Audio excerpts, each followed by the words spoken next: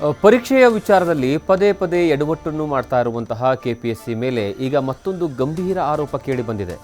ಭಾಷಾಂತರ, ಎಡವಟ್ಟು, ಪರೀಕ್ಷೆಯಲ್ಲಿ ಲೋಪದೋಷ, ರೀ ಎಕ್ಸಾಮ್ ಅಂತ ಹಲವು ಗೊಂದಲಗಳನ್ನು ಸೃಷ್ಟಿಸಿರುವಂತಹ ಕೆಪಿಎಸ್ಸಿ ಈಗ ಮುಖ್ಯ ಪರೀಕ್ಷೆಯ ಬಳಿಕ ಆಯ್ಕೆಯಲ್ಲೂ ಎಡವಟ್ಟು ಮಾಡಿರುವಂತಹ ಆರೋಪ ಕೇಳಿ ಬಂದಿದೆ.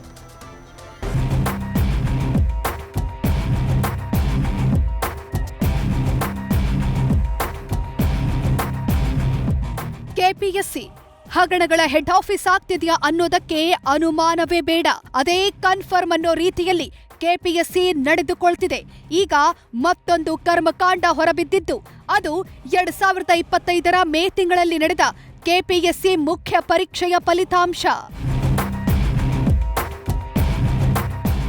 2024ರ ಆಗಸ್ಟ್ನಲ್ಲಿ ಗೆಜೆಟೆಡ್ ಪ್ರೊಬೇಷನರಿ ನೇಮಕಾತಿಯಲ್ಲಿ 384 ಗ್ರೂಪ್ ಎ ಮತ್ತು ಗ್ರೂಪ್ ಬಿ ಹುದ್ದೆಗಳಿಗೆ ಪ್ರಿಲಿಮ್ಸ್ ಪರೀಕ್ಷೆ ನಡೆದಿತ್ತು.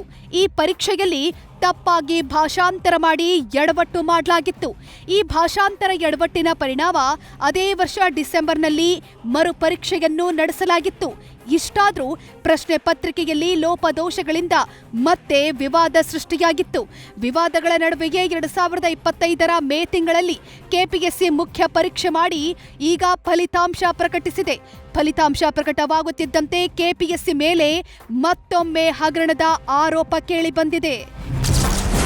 ಹೌದು, ಕೆಪಿಎಸ್ಸಿ ಮುಖ್ಯ ಪರೀಕ್ಷೆಯಲ್ಲಿ ಅಂತಿಮ ಹಂತ ಅಂದ್ರೆ ಸಂದರ್ಶನ ಸುತ್ತಿಗೆ ಆಯ್ಕೆಯಾದ ಅಭ್ಯರ್ಥಿಗಳ ಕುರಿತು ಅನುಮಾನ ವ್ಯಕ್ತವಾಗಿದೆ. ಒಂದೇ ಕೊಠಡಿಯಲ್ಲಿ ಎಕ್ಸಾಮ್ ಬರೆದ 15ಕ್ಕೂ ಹೆಚ್ಚು ಅಭ್ಯರ್ಥಿಗಳು ಅಂತಿಮ ಸುತ್ತಿಗೆ ಆಯ್ಕೆಯಾಗಿದ್ದು ಸಂಶಯ ವ್ಯಕ್ತವಾಗ್ತಿದೆ. ಅಕ್ಕಪಕ್ಕದ ಕ್ರಮ ಸಂಖ್ಯೆಯ ಅಭ್ಯರ್ಥಿಗಳು ಪಾಸ್ ಆಗಿರೋದು ಚರ್ಚೆಗೆ ಕಾರಣವಾಗಿದೆ. ಇನ್ನು ಒಂದೇ ಕುಟುಂಬದ 2-3 ಸದಸ್ಯರು ಕೂಡ ಅಂತಿಮ ಸುತ್ತಿಗೆ ಆಯ್ಕೆಯಾಗಿದ್ದಾರೆ ಅಂತ ಹೇಳಲಾಗುತ್ತಿದೆ. ಹೀಗಾಗಿ ಈ ಆಯ್ಕೆ ಹಿಂದೆ ಪ್ರಭಾವಿಗಳಿದ್ದಾರೆ. ಕೆಪಿಎಸ್ಸಿ ಸದಸ್ಯರ ಕೈವಾಡವಿದೆ ಅಂತ ಆರೋಪಿಸಲಾಗ್ತಿದೆ. ಹೀಗಾಗಿ 384 ಹುದ್ದೆಗಳ ಮುಖ್ಯ ಪರೀಕ್ಷೆ ಬಗ್ಗೆ ಉನ್ನತ ಮಟ್ಟದ ತನಿಖೆಯಾಗಬೇಕು ಅಂತ ಆಕಾಂಕ್ಷಿಗಳ ಪರ ಕೂಗು ಕೇಳಿಬರ್ತಿದೆ. ಸರ್ಕಾರ ಮಧ್ಯ ಪ್ರವೇಶಿಸಬೇಕು ಅಂತ ಒತ್ತಾಯಿಸಲಾಗ್ತಿದೆ.